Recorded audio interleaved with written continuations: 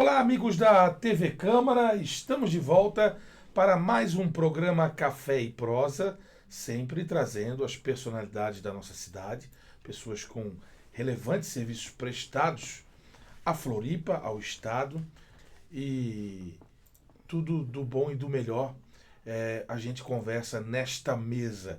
E hoje com uma convidada mais do que especial. Ela que é poetisa, contista, aposentada da Polícia Militar, né, está na reserva, tenente-coronel, e fez história na segurança pública do nosso estado. Estamos falando da manezinha do Morro do Mocotó, Edenice Fraga, 57 anos, pode revelar a idade, né? 57 anos. Pode revelar a idade. Que é uma grande referência para as mulheres do Brasil, de Santa Catarina e de Floripa, e mulheres negras, que é uma das suas lutas, mostrar a força da mulher e, sobretudo, da mulher negra. Né? Estamos numa cidade colonizada por açorianos, mas a história nos traz detalhes a respeito de todas as raças, de todas as cores, de todas as etnias, sobretudo. Bom, Edenice, é um prazer te receber aqui. Né? A sua família é uma família conhecida na cidade, são 8 irmãos, a família Fraga.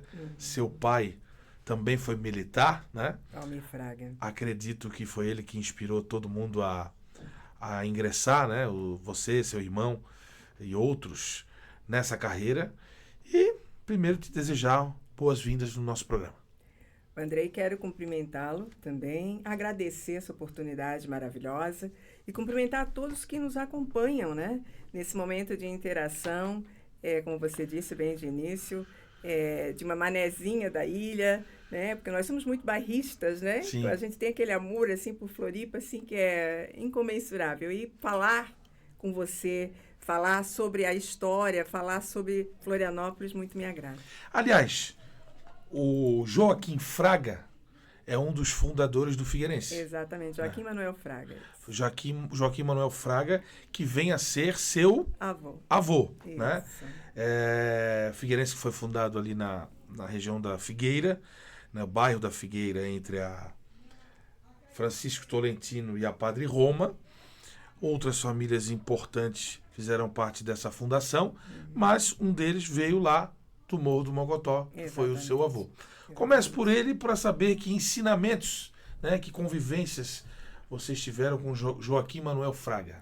Bom, na verdade, assim, quando eu nasci, meu avô já era falecido. Já era falecido. Né? Era falecido, mas o pai sempre teve grandes referências em relação ao avô, em relação à herança no sentido de caráter, né? De talento também, né? O pai cantava e o avô também cantava, né?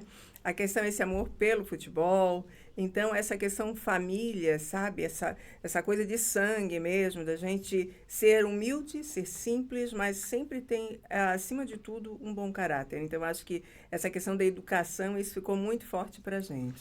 Muito bacana, porque além de você, que é oriunda do Mocotó, e outras pessoas que se destacaram, a importância de ser uma referência para as novas gerações, né?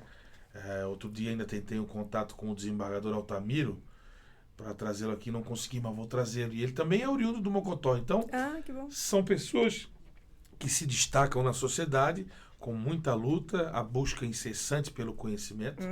E acredito que você pense dessa forma também. Seguramente, assim, eu costumo colocar, ainda nesse final de semana, falei, no meu primeiro livro, um dos pensamentos que eu acho mais forte, que é simples, é que a educação é a deusa da oportunidade. Né? E com isso, quando eu falo, né, a educação é a deusa da oportunidade, foi porque ela modificou a minha vida. Né? A minha família, meu pai era uma pessoa humilde, mas sempre prezou pela educação. Né?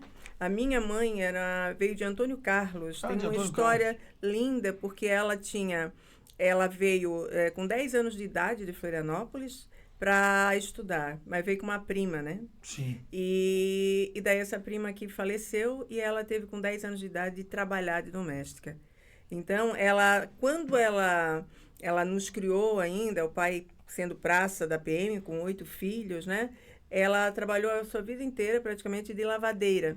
Sim. E quando nós já estávamos crescidos, eu sempre dizia assim para ela, mãe, vamos para o NET da universidade e tal. Mas ela assim, nunca queria, né? Nunca quis. Ela sabia escrever, que até o 4º ano. Quando meu pai faleceu em 2016, ela estava com 80 anos. E daí, quando ela foi até mexer para escrever os documentos, ela tinha dificuldade. Assim, mãe, quem sabe agora a gente volta a estudar, até para mexer um pouquinho com a cabeça dela. E olha, 80 anos. Na época, ela estava, inclusive, assim, um pouco debilitada, né? Até usando fraldas. E eu disse, mas vamos, eu acompanho a senhora, eu já estava na reserva, né? Sim. Então, eu vinha de São José, a pegava ali na agronômica, e nós íamos faceiríssimas para a Universidade Federal. Então, ela voltou a estudar aos 80 anos e mexer no computador aos 80 anos. Então, isso, assim, para mim, foi uma alegria. Os exames dela, tudo melhorou, sabe? Quando ela passou, assim, a essa interação. Né? Depois, é claro, como ela tinha alguns problemas, cardiopatia, enfim, né? Ela teve que parar, porque teve um dia que a gente estava indo e ela não se sentiu muito bem.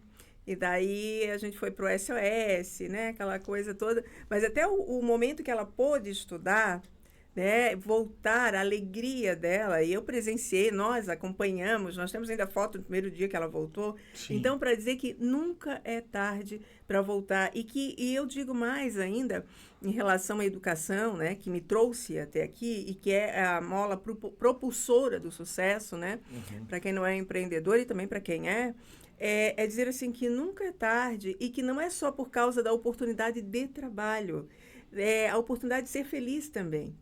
Sabe? Porque o conhecimento também traz, além da possibilidade profissional, a possibilidade de felicidade. Sem dúvida. Teve uma entrevistada aqui no nosso programa que falou sobre isso, que a saúde está ligada diretamente à educação. Né? Então, os problemas que decorrem de saúde, muitas das vezes, tem relação direta com a falta de oportunidades de educação. E essa educação é nada mais, nada menos do que convivência. Né? Esse exemplo dela foi realmente uma convivência, uma nova experiência proporcionada. Né? Exato. E que bom que ela teve esse momento aí de poder estudar novamente, de aprender coisas novas. Sim, né? Interagir, eu digo, né? E assim, né, André, se você me permite, eu estou aqui com o meu livro Traços de Antonieta. Né? Aí eu falei da frase, da educação, falei agora, e uma das pessoas figuras, né, ilustres de Santa Catarina que me inspirou, aliás, do Brasil, foi Antonieta de Barros. Sim. E Antonieta, que trouxe, ela sempre dizia que a educação é transformadora. Né? Uma mulher que nasceu em 1901, foi a primeira mulher a ser deputada estadual no Brasil. Sim, né? Sim. E eu sempre com aquilo. Então, em 2018, eu escrevi esse livro, que é um livro de poesias, né? Inspirando-me em Antonieta de Barros, até porque, sim, eu fui procurar alguma coisa escrita de Antonieta e pouco tinha. Tinha uma amiga, Luciane Fontão, que escreveu uma tese de doutorado, né, sobre Antonieta de Barros, e daí, 400 e poucas páginas, eu fui ler, e em cima de tudo aquilo que eu li, de todo aquele conhecimento e tal, eu resolvi trazer a vida da Antonieta através de poesia. Interessante. Né? E depois, outros livros sobre ela também vieram, né? Mas, assim, eu tenho muito isso de que muitas mulheres têm os traços de Antonieta. Né? Então, a gente tem que fazer alusão à mesma coisa também. Se você disser quem inspirou na literatura foi Cruz de Souza. Né? Então, meu primeiro livro eu trouxe Cruz de Souza e no segundo livro Antonieta de Barros. Aliás, são 4 livros... Tem 5, só que o quinto não foi, já está lançado, não está lançado oficialmente, mas já tá pronto. São 4 livros lançados, um que está no forno, quase pronto para ser divulgado. Isso. E 41 obras que você faz parte como coautora. Isso, exato. Essa paixão pela escrita, pelo conto, pela poesia, pela literatura, surgiu quando? Na adolescência, na infância, na academia? Bom, na infância, porque o pai, eu digo assim, por exemplo, a canção da PM eu aprendi criança, né? Porque ele gostava muito de cantar, uma voz belíssima, cantava. E quando ele estava estudando para fazer curso de sargento e tal, naquela época, os livros de língua portuguesa sempre tinham muitos poemas juntos também, né? E, além disso, tinha o meu tio, Valdir Andrade, né? Que tinha um caderno de poemas, né? E eu não conhecia esse meu tio, mas que já era falecido e tal, tinha falecido jovem, e o pai tinha me dado o caderno dele também. Então, pai seresteiro. Cantava no coral da Igreja do Rosário, né? Sim. E aquelas músicas belíssimas que eram poemas, assim, maravilhosos, né? E eu já com gosto da leitura desde pequenininha, sabe? Então, quando eu vi, eu já estava escrevendo. E já na adolescência, participava antigamente, assim, tinha umas revistinhas, tinha aqueles concursos para participar de inscrição para participar de concurso, mas eu sempre queria participar, sabe?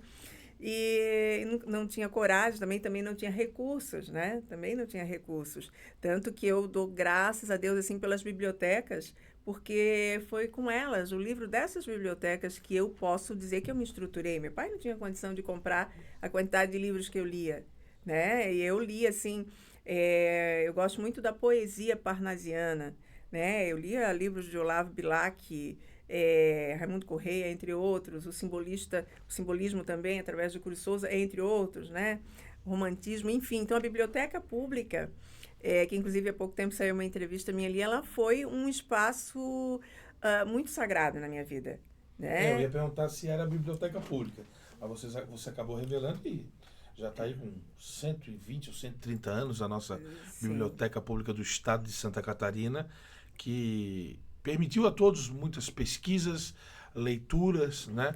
Hoje os jornais estão digitalizados na hemeroteca, mas até um certo tempo estivemos lá pesquisando e anotando tudo, porque não podia tirar fotos, né? Tinha que anotar tudo, né? Mas ajudou muita gente, não só a obter conhecimento, mas a fazer trabalhos acadêmicos. Sim. Lembrando, né? Eu vim estudando Padre Anchieta, então lá já tinha também, é claro que não uma biblioteca tão grande, eu lembro que era pequena, né? Depois no Instituto Estadual de Educação, onde eu sou da época que a gente fazia concurso para entrar no instituto, para estudar lá. Né? Era disputadíssimo.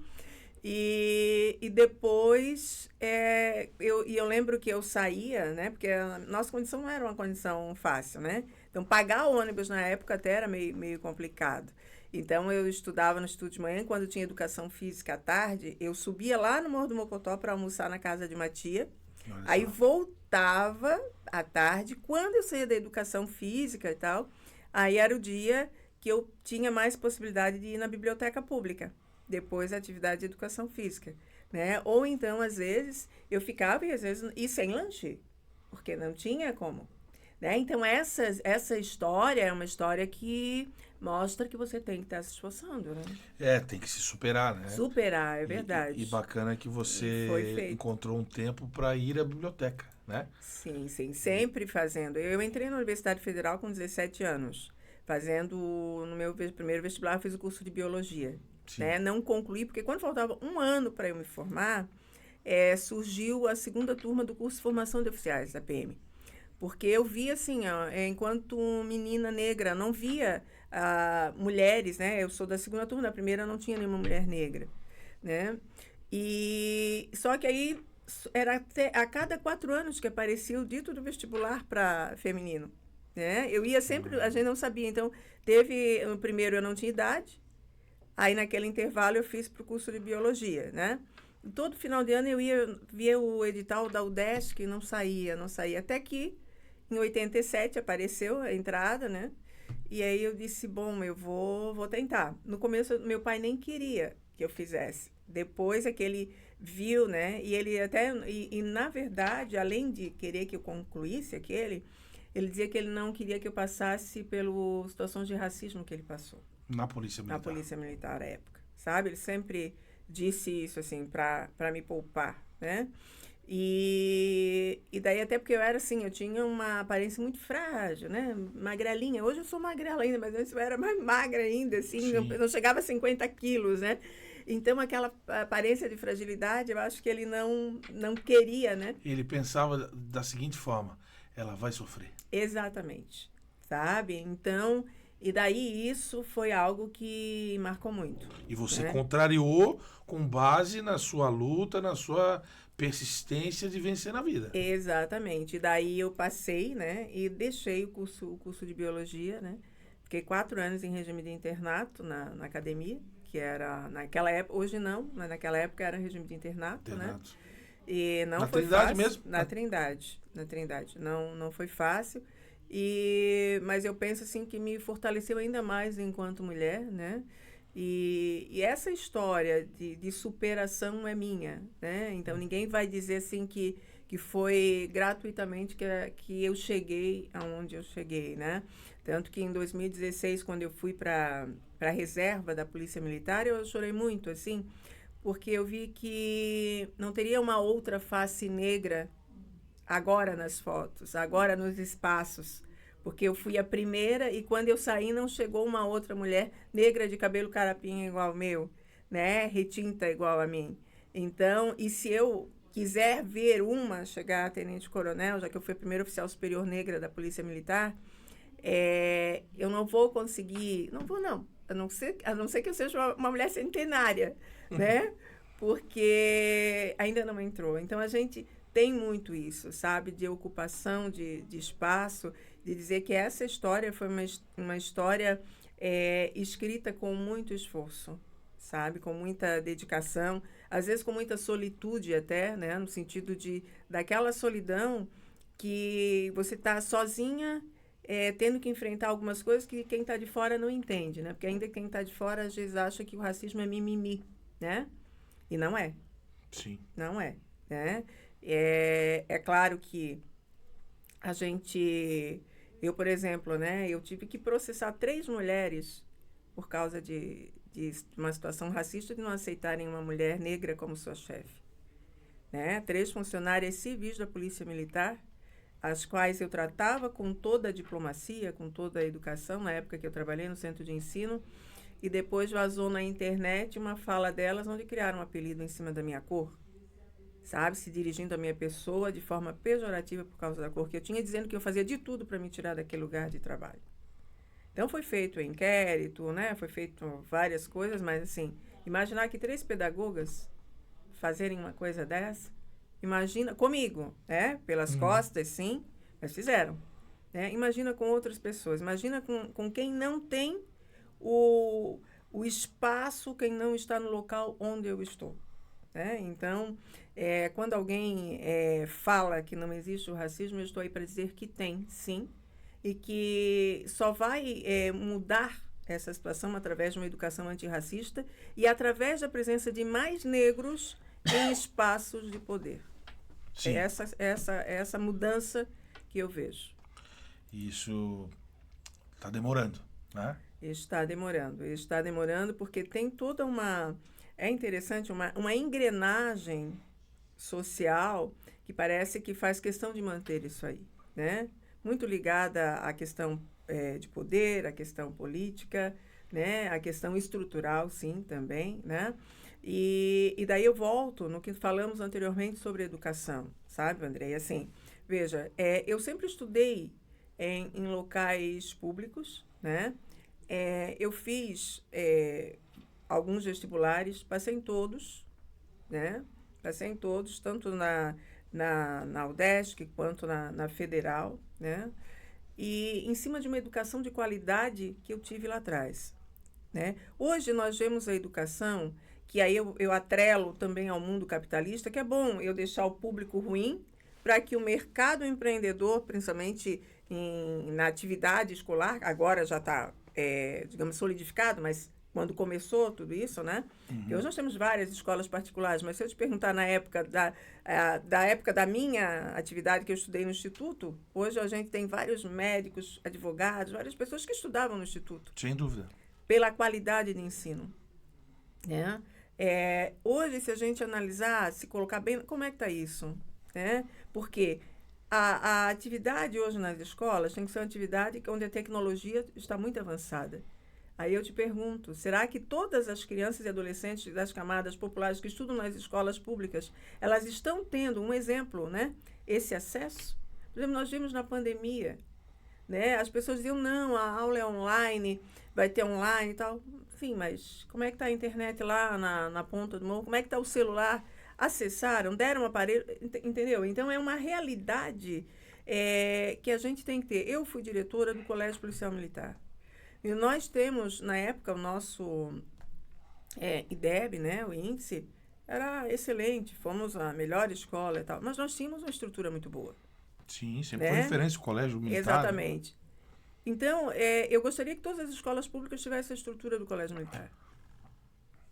Sabe? Eu gostaria. Onde eu tinha as especialistas que tem que ter, né?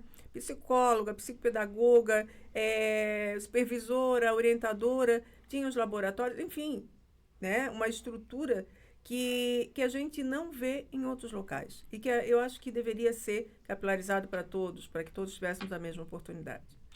Bom, para a gente dar uma quebrada aqui,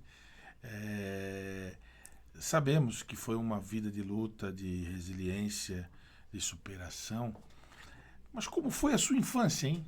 Aquela infância enquanto criança, na comunidade, descendo o morro para estudar, as brincadeiras, os amigos, né? Porque a infância é marcante para todos, né? Sim, independentemente de classe social, a infância é algo que a gente carrega para sempre, né? Sempre. Como é que foi a sua infância, Denise? Foi muito boa. Eu até costumo dizer assim, olha, Andrei, se eu não me chamasse Denise, seria simplicidade, sabe? Porque eu amo esse ter vivido com simplicidade e ter trazido comigo até agora. Porque a gente tínhamos 25 Sim. ali na nossa rua, né? O pai era diretor social, tem o seu Silvio e tal, então a gente tinha a domingueira, né? Que Sim. era na Páscoa, no Natal, então a gente já ficava feliz por causa daquilo ali.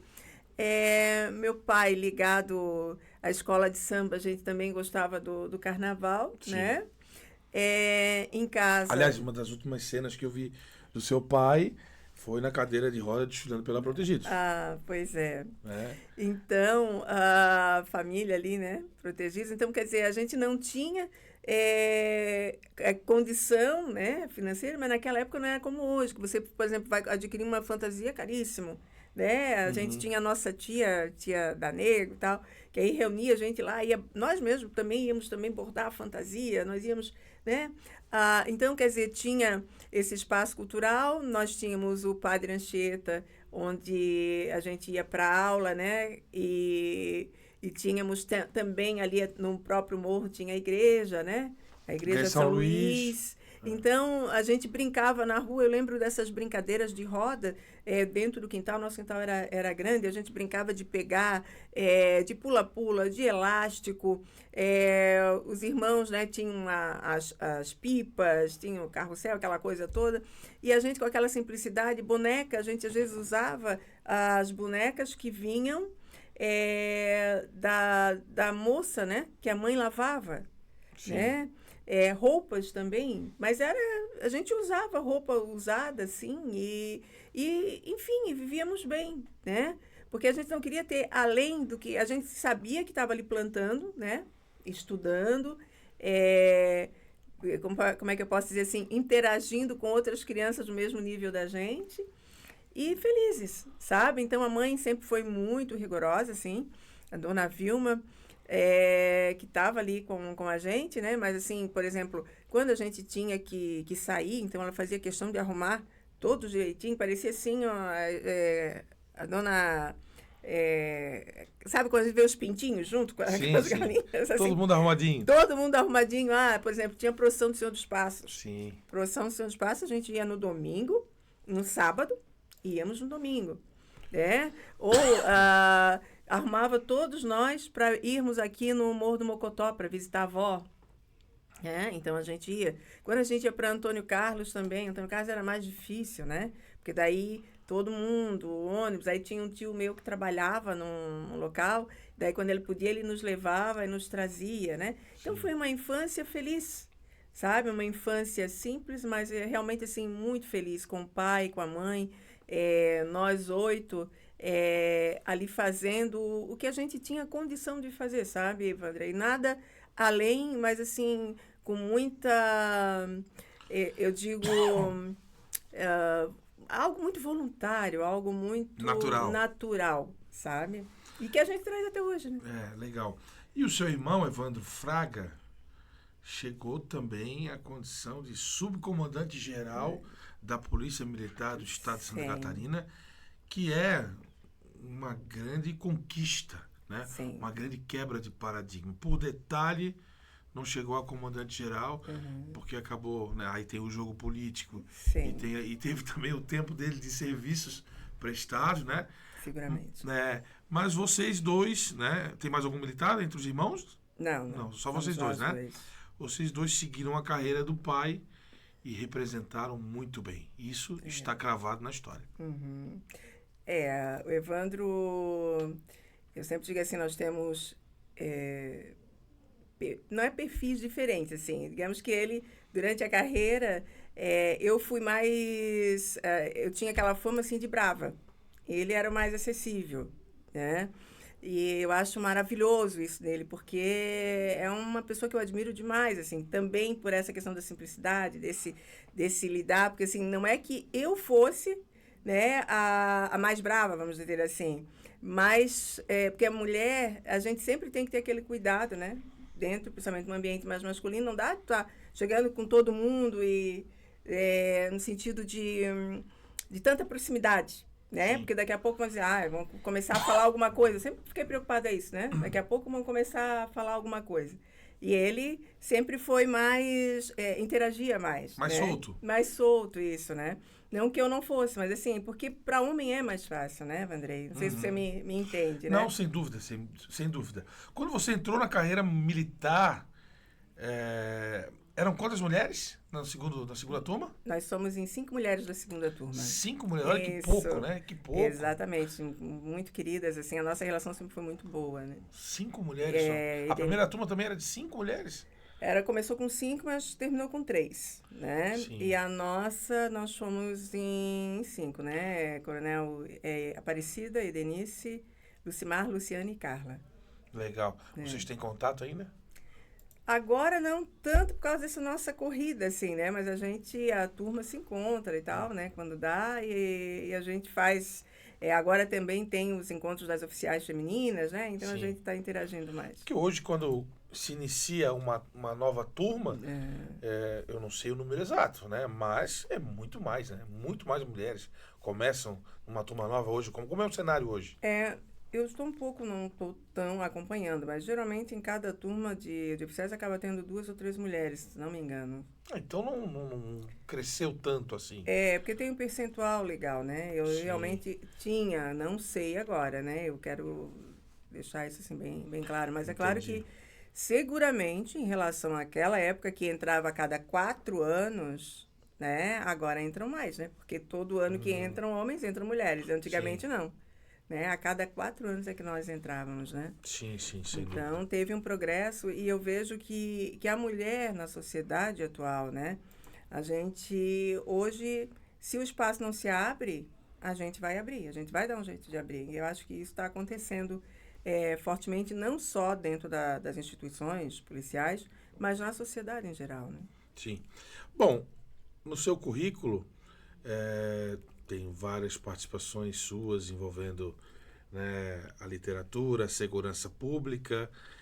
E você teve uma experiência bacana, que foi a condição de secretária municipal de assistência social. Como foi essa experiência? Sim.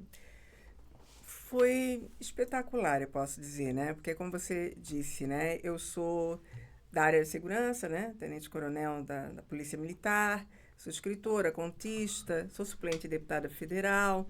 E tudo isso está ligado também ao social, né? Porque eu sou especialista na área de criança e adolescente em situação de risco pela UDESC em gestão de segurança pública.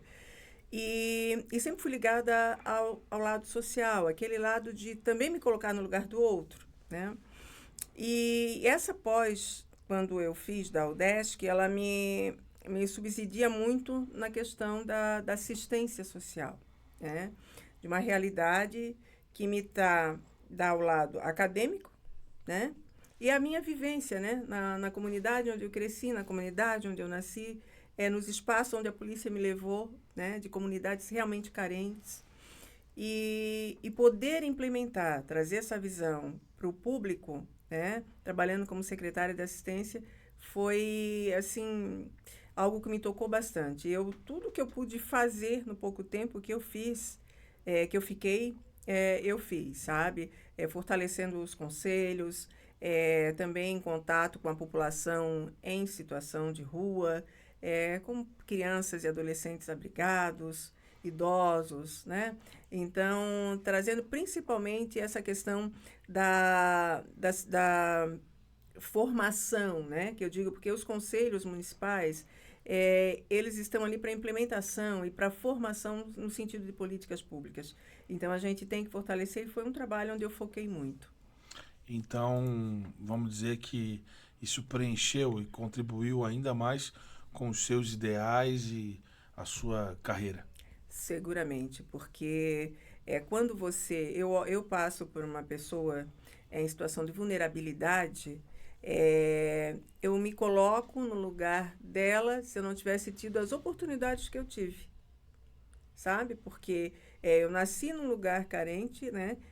A época em casa, literalmente em casa, já nasci meio apressada, né? Foi em casa. E daí, quando você visualiza isso, e você tem a oportunidade de ir, como eu fui, né? Eu fui lá no Morro do Mocotó, lá em cima, enquanto secretária de assistência, para uma atividade. E eram com crianças e tal.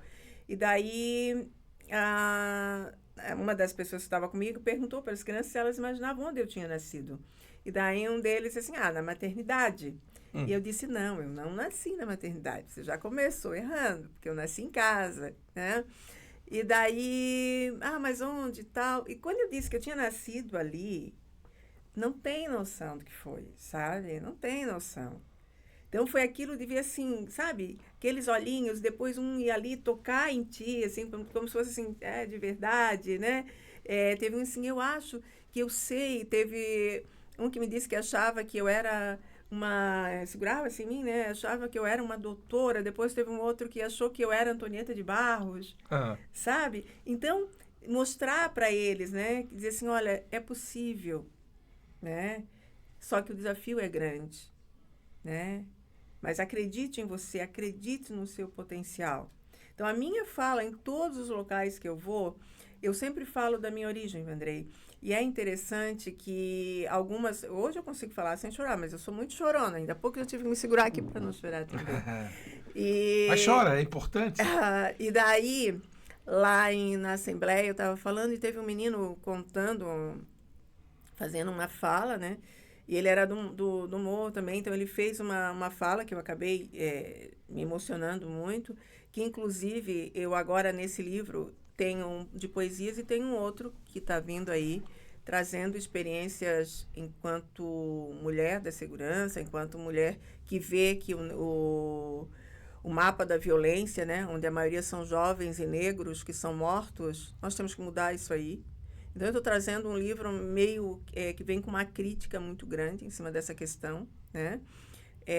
Que aí é o 6º livro, que também já está... o 6º?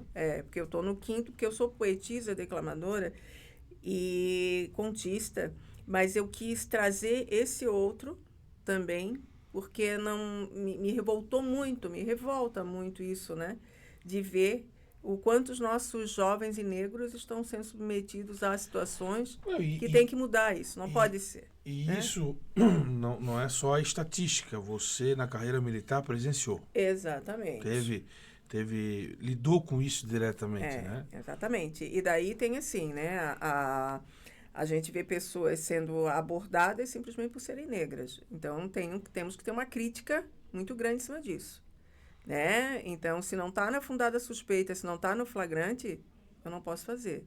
Então, tem por isso que eu digo, uma outra... Esse livro está vindo com uma outra pegada para que a gente possa refletir em cima do social, em cima do político, em cima da questão estrutural que está fazendo com que aconteça esse reforço dessa estatística. Eu acho que está na hora de mudar. Né? Certo. Então, eu me coloco, por isso que eu estou concluindo, né? Tem essa etapa, né? E tem essa outra que precisa também ser trazida à baila. Como é que você vê a cidade de Florianópolis, contextualizando com a grande Florianópolis, a questão da segurança pública? Aparentemente, como cidadão florianopolitano e circulando por aí, a gente vê que nós somos uma cidade segura. Você concorda com isso? Eu penso que, é claro que hoje eu estou há um bom tempo fora, né, da questão da ativa, né? Então até Sim. tenho a reserva em fazer qualquer tipo de comentário, mas seguramente eu acho que a Polícia Militar é a polícia que ela traz as outras no sentido de um exemplo, sabe? Eu tenho isso muito forte comigo.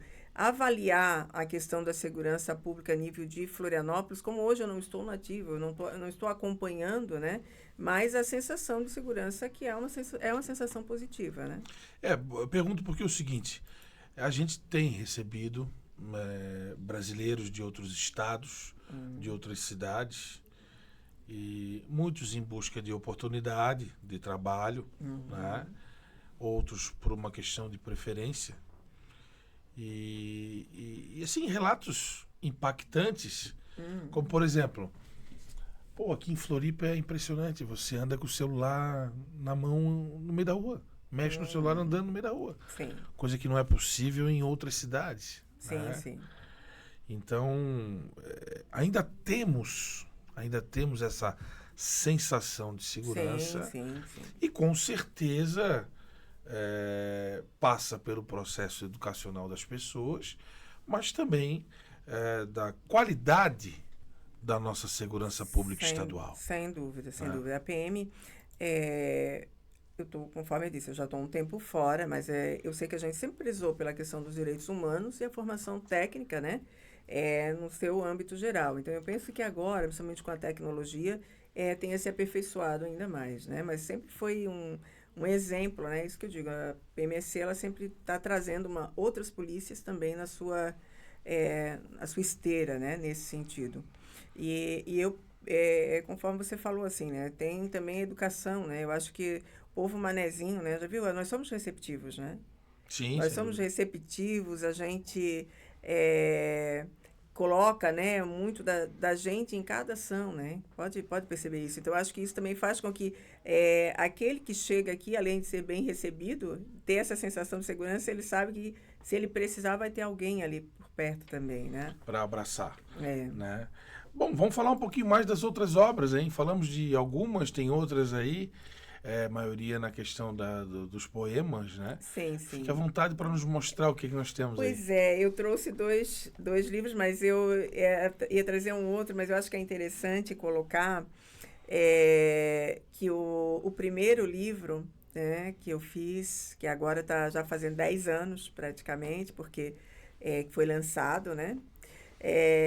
Ele traz Cruz e Souza, né? Na sua chamada, na sua entrada ali, né?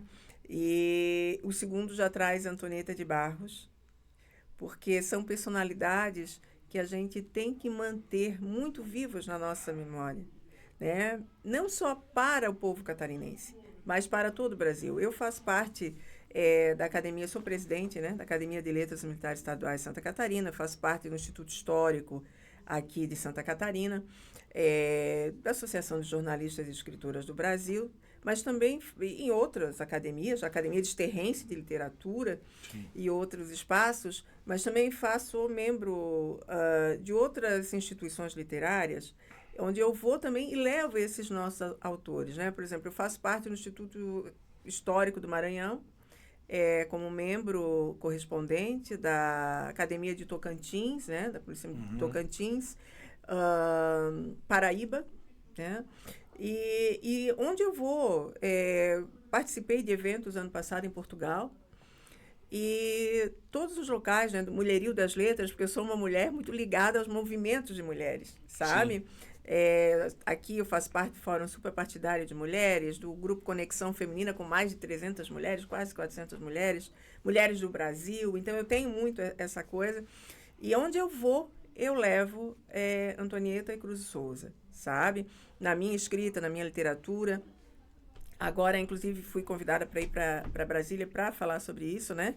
Então, esses 2 primeiros livros têm esses 2 autores e tem o outro que eu não trouxe aqui, que é um livro de contos afros. Eu conto com um conto a história do escravizado no Brasil, que é um livro que eu faço a narrativa vinda do Mocotó.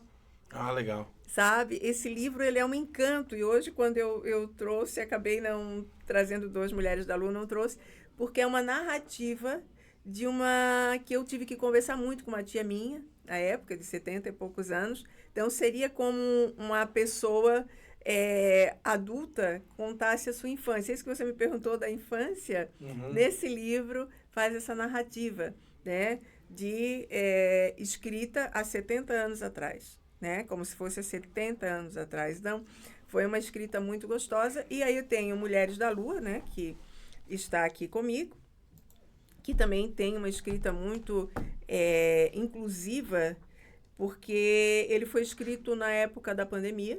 Na pandemia. Então, eu falo muito da questão dos médicos, né? Elogio os médicos através de poema. Não sei se eu tenho tempo de ler aqui algum poema. Pode, fica à vontade. Eu tenho muito essa luta, né, contra o feminicídio, né?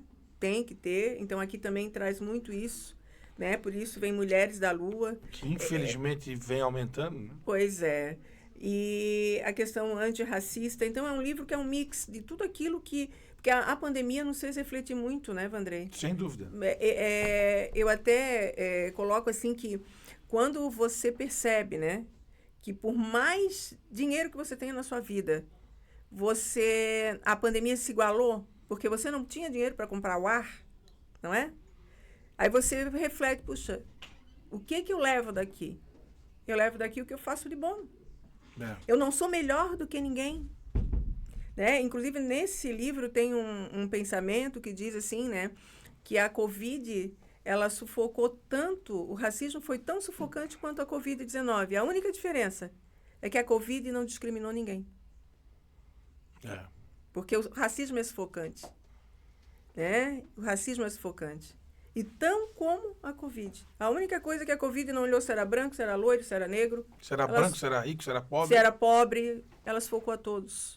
E daí, nesse sentido, para que as pessoas não me esquecessem, né, essa reflexão, eu escrevi um poema que chama assim, 2020 você aprendeu, que eu vou ler aqui, pode ser? Fique à vontade. Em 2020 você aprendeu que a vida o tempo assoprou, que é forte a dor da ausência, que é efêmera a aparência e que o ar o dinheiro não comprou.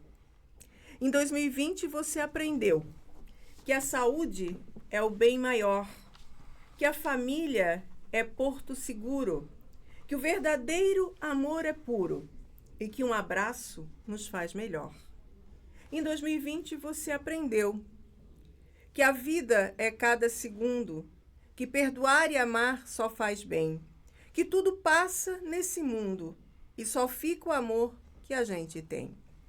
Em 2020 você aprendeu que precisa valorizar a pessoa, que seja de tal raça ou religião, que a vida passa, a vida voa, e nela somos iguais então.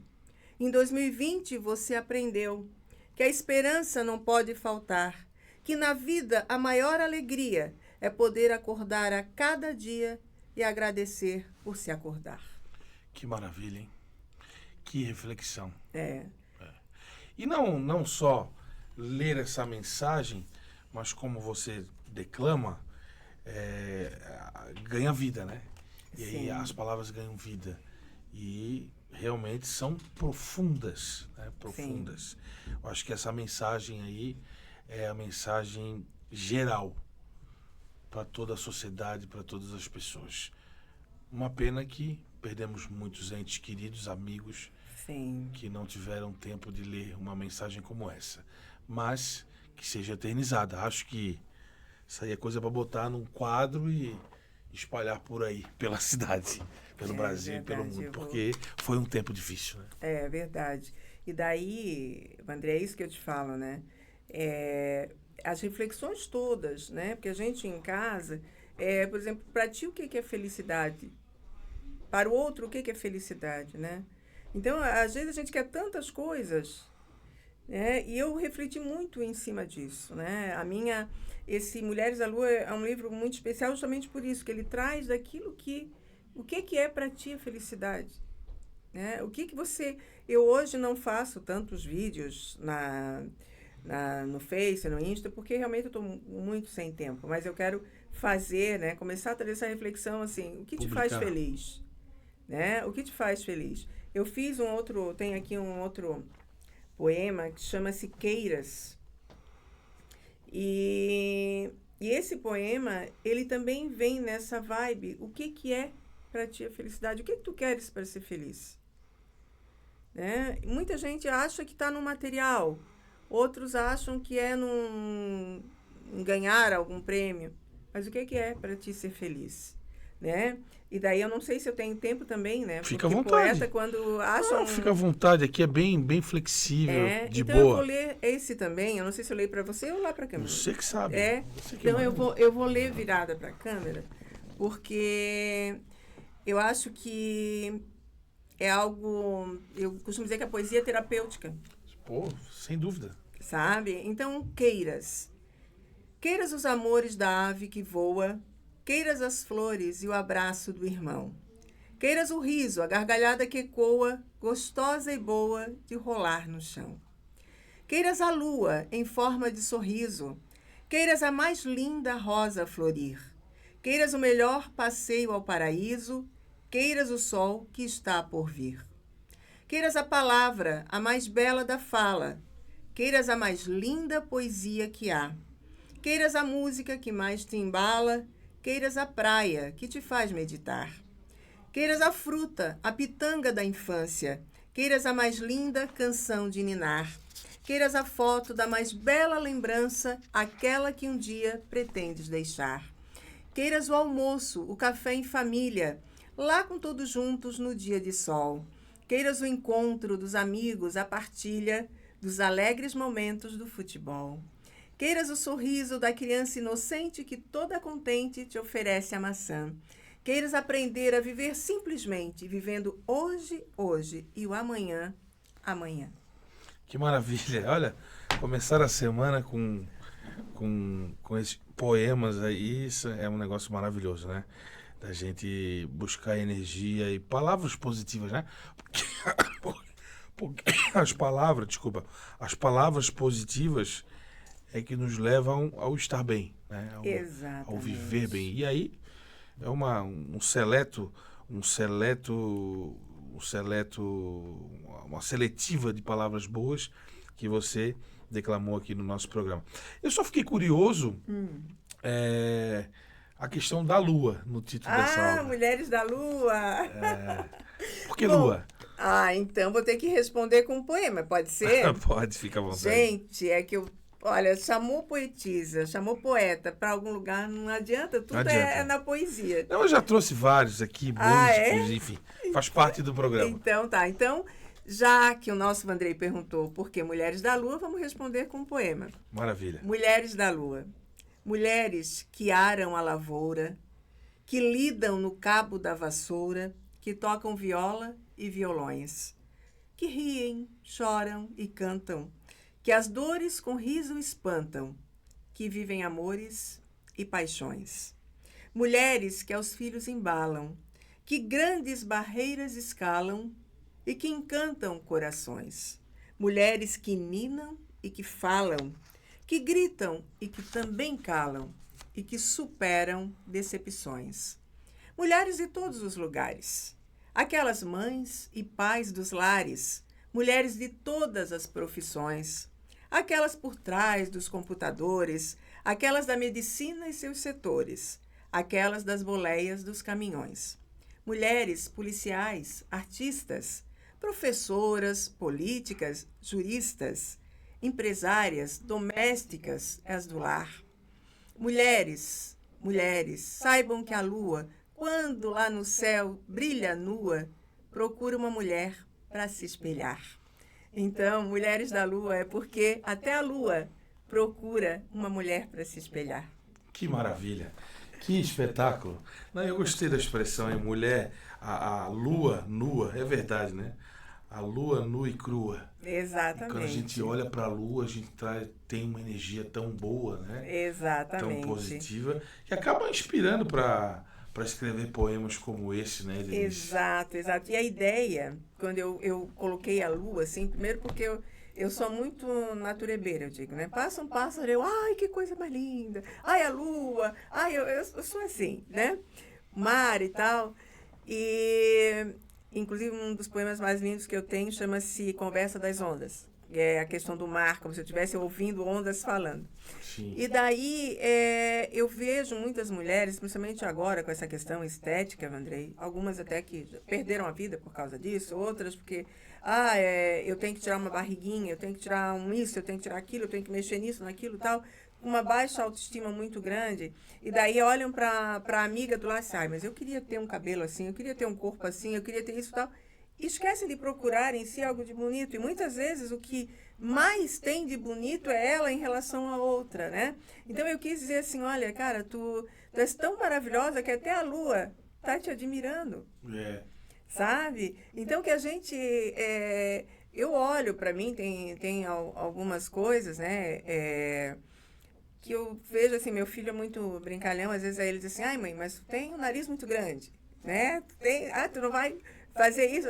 Eu disse, meu filho, né? Eu me gosto assim, né? A gente tem que se aceitar, né? Exatamente. Porque cada um tem o seu estilo, né? Não sou contra nenhum tipo de procedimento, não é isso. Mas o que eu quero te dizer é que tu não pode adoecer, te achar menos do que ninguém, porque tu és tão poderosa, enquanto mulher que tu és, né? Em todas as profissões. Eu começo com aquela que ara a lavoura, porque muitas vezes nós esquecemos a mulher do campo. Então eu tinha que trazer essa mulher do campo para esse cenário da mulher linda, maravilhosa, mesmo ali mexendo na terra, mesmo estando ali com a areia debaixo da unha. Porque a lua também olha para ela. Exatamente. Sabe? Essa mulher que está ali no cabo da vassoura, eu tenho que trazer.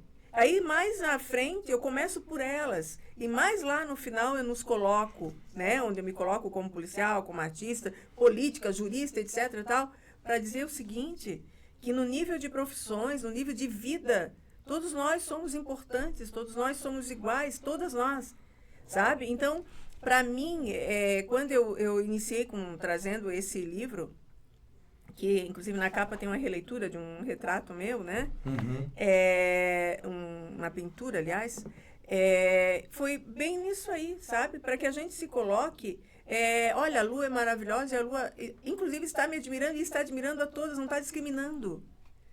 Então, para mim, a minha fala de inclusão das mulheres é essa, sabe? Aquela mulher que, às vezes, porque não existe existe uma mulher que é aquela do público e aquela do seu privado, né? E ambas são uma só. O que eu quero dizer com tudo isso? Muitas vezes nós somos julgadas, né? Muitas vezes pela aparência. Sem dúvida. Né? E tem todo um lado que é o nosso lado interior, vamos dizer assim, né? Embora algumas pessoas dizem assim, não, mas eu não sou designer, né? Não sou designer de interior, não sou arquiteto para estar preocupado com o interior Sim. das pessoas. Mas nós temos que ver isso sempre, porque é lá dentro que está o nosso ser. Isso não muda. Sabe? Então, eu trago esse da mulher, começando com essa mulher da lavoura, essa mulher do campo, essa mulher que está ali, a gente está comendo a nossa salada saudável porque teve a mãozinha dela. Sem dúvida. Né? E muita gente não valoriza. Então, para mim, toda a minha... esse meandro de coisas que eu faço, Vandrei, de estar no meio político, de estar no meio literário, no meio da segurança, enfim... no voluntariado que eu faço, é justamente para encorajar mulheres. Aliás, ia te perguntar sobre a política. Uhum. Por que você decidiu entrar na política? Porque é o espaço de decisão. E eu te digo assim, eu sempre me achei uma mulher corajosa, sabe? Graças a Deus, assim, os quase 30 anos que eu passei na instituição, eu não... Além claro, do preparo técnico que eu tinha, eu sempre fui uma pessoa de muita fé em Deus. Então, eu sempre saí com essa convicção, a ponto de ser a primeira mulher a ser comandante de um pelotão de mulheres em Blumenau. Eu iniciei lá com 20 e poucos anos, né? E depois, aqui na Grande Florianópolis, ser a primeira a responder por um comando de batalhão e ser subcomandante de um batalhão, né? Então, assim, eu nunca soube o que era ter medo. E sempre me achei corajosa, mas quando eu resolvi entrar para a política, foi depois que eu estava na reserva, estava em casa, eu disse, cara, não concordo com essa coisa, não concordo com isso, o que adianta eu ficar aqui? O que eu vou fazer sentada no sofá? Não, bora lá. Daí fui ver o partido que tinha mais a ver comigo, né? Com aquela minha questão social, etc, etc. E daí eu entrei. E me senti muito mais corajosa depois que eu entrei na política. E justamente por isso, assim, porque é o espaço de decisão, é onde acontecem as coisas. É onde aquele menino ou aquela menina que está lá precisando de um material escolar, de uma escola de qualidade, vai receber esse reflexo, né? É onde eu vou poder mudar. E é por isso que eu entrei na política. As coisas podem chegar. Exatamente, sabe? E te digo assim, eu tenho 57 anos e eu penso que eu já estou na fase de deixar o legado, porque eu não me imagino chegando aos 114 anos, né? Então, quer dizer, automaticamente já vivi mais do que tem para viver, matematicamente falando, né? Então, eu estou na fase de deixar esse legado, de dizer assim, olha, cara, vamos lá, essa mulher conseguiu, eu também vou, né? Então, eu sigo a Antonieta até nisso. Sabe? Sigo Antonieta de Barros até nisso, assim. Eu acho que é por aí. Você se espelhou nela, fez a sua parte. Vida pública. E aguarda que outras sigam o mesmo caminho. Mas veja, eu até tenho no meu livro, eu não digo aguardar, eu digo assim, ó, para mim a vida é uma corrida de revezamentos. É como uma corrida de revezamentos. Eu passo bastão para outra geração. Sim, sem dúvida. Sabe? Não é aguardar, é passar e vai acontecer. Vai acontecer, depende de ti. Sabe? Se tu vai pular bem um obstáculo, se tu vai correr, se tu vai treinar, se tu vai fazer... Eu passei, né? Agora eu sigo. Eu quero continuar na carreira política, eu não quero, eu quero mudar, quero isso. Eu faço. E os filhos? Momento. Eu tenho Everton. Filho, o Everton que tem 26 anos, né? O Everton faz administração. Também resolveu entrar para o campo do futebol, né? Então, tá com uma Fraga Sports Agency, né? Que é uma agência de futebol, de mediação, né? De jogadores de futebol. Eu conheço, claro. É o menino da bateria das Cuias. Isso, claro. Também, goleiro também nas horas vagas. Goleiro nas horas vagas. Conheço. Grande garoto, Sorriso Lago. Isso, modelo também. Então, trabalha, né? Que também, maravilha, hein? Então, faz um mix, né? E onde eu fico contente dessa espontaneidade dele. Aliás, é uma coisa que eu gosto muito, que eu acho que é algo herdado, assim, já, né? É esse lado da espontaneidade, da simplicidade. Eu digo, ele é enorme e eu digo que o coração dele é maior ainda, né? Sim. Então, isso é uma coisa que nos deixa muito, muito feliz, boa, assim. Né? Que coisa boa, que conversa boa. Bom, nós temos aí poucos minutos para encerrar. Eu anotei 2 frases suas aqui, mas a principal foi na largada do programa, que você falou que a educação é a deusa da oportunidade. Essa frase, ela expressa tudo. Porque oportunidade é o que todos precisam ter. É verdade. Mas para isso, você precisa ter um caminho, um norteamento, né? Sim. E a educação é a base de tudo. Quando você falou que a sua mãe teve melhoras nos exames com base no contato, de novo, com o conhecimento. Né? Verdade. Mas, antes de se despedir, escolha mais um poema para a gente encerrar. Bom, eu vou declamar, porque agora é 11 de julho, Antonieta de Barros teve a sua data natalícia, né? E eu, como uma mulher que segue os princípios dela, e com o livro aqui, Traços de Antonieta, que inclusive esse livro e o outro que eu não trouxe, eles foram muito bem recepcionados na Feira do Livro de Lisboa. De Lisboa. Eu acho que... Impressionante o alcance de Antonieta de Barros, né? Claro, fez por merecer, obviamente. Mas outro dia eu estava em São Paulo, no Museu do Catavento, que é um museu lá cheio de interatividade para as crianças, enfim. E lá me senti muito orgulhoso quando eu vi num espaço do museu os negros que fizeram história no Brasil. E lá estava a nossa Manezinha Antonieta de Barros. Sim, e você sabe que eu faço questão de onde eu vou, no Museu Afro de São Paulo, né? Eu já fiz falas lá, tem esse livro lá, Brasília, em 2018, 2019, 2018, se não me engano, eu participei de uma seleção para um curso de política no Brasil e eram 50 mulheres, eu fui selecionada, depois eles aumentaram, foram 100 e tal, de Brasil na Faculdade do Paraná. Fiquei lá 15 dias. E foi interessante, porque lá entre as mulheres não conheciam Antonieta. E daí eu fiz um trabalho, assim, falando muito de Antonieta de Barros, sabe? Sim. E foi muito valioso para mim esse momento. Então, assim, aonde eu vou, Antonieta está comigo, sabe? E daí eu vou ler aqui o poema Antonieta de Barros, que é a eterna professora Antonieta de Barros, que inclusive é minha patrona da Academia Desterrense de Literatura. A professora Antonieta, na sociedade obsoleta, marcada pela escravidão, galgaste com sol a pino o caminho que o ensino te fez deputada então. Mulher negra obstinada, engoliste o pó da estrada, mas não deixaste de chegar ao lugar que te pertencia, pois lá do céu Deus te ouvia quando pedias forças para lutar. Ah, professora Antonieta, fizeste do giz a baioneta que venceu a ignorância. Para o rico e para o pobre, trouxeste o ensino nobre e a cultura para a infância. Ah, Antonieta, Maria da Ilha, do chão catarinense és filha, e Barros é teu sobrenome. A raiz pobre te fez guerreira, a educação foi tua bandeira, e na história marcaste teu nome. Tu, pelos bancos escolares, espalhaste os teus olhares, tal qual mãe no zelo materno. Eu aprendi como tua aluna, o labor ao sucesso coaduna, e o estudo é um bem eterno. Não foi fácil teu caminho, mas não há rosa sem espinho, e és flor, teu perfume está aqui.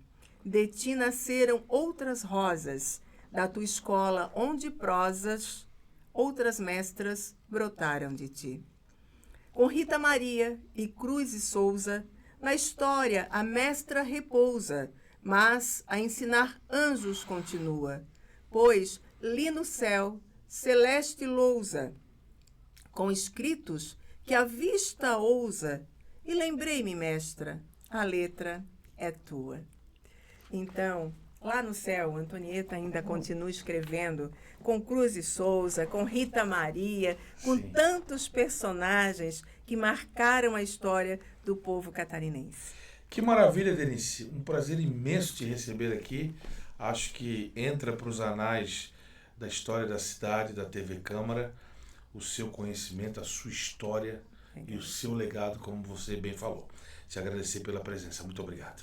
Eu que agradeço essa possibilidade, esse espaço de prosa, né? Que eu às vezes até falo demais, eu reconheço, assim, sou meio falante, mas é que me empolga, e principalmente quando as pessoas nos deixam à vontade, né? Então, parabéns, agradeço a todos também que estão nos acompanhando, né? E peço a Deus que nos abençoe, que a gente possa ter muitos e muitos momentos maravilhosos como esse. Sigamos em frente. Denise Fraga, aqui no Café e Prosa da TV Câmara, cuja supervisão técnica é de Lucas Gonçalves e Vitor Guimarães, e a direção-geral da TV Câmara, da jornalista Carla Silveira. Um abraço e até a próxima.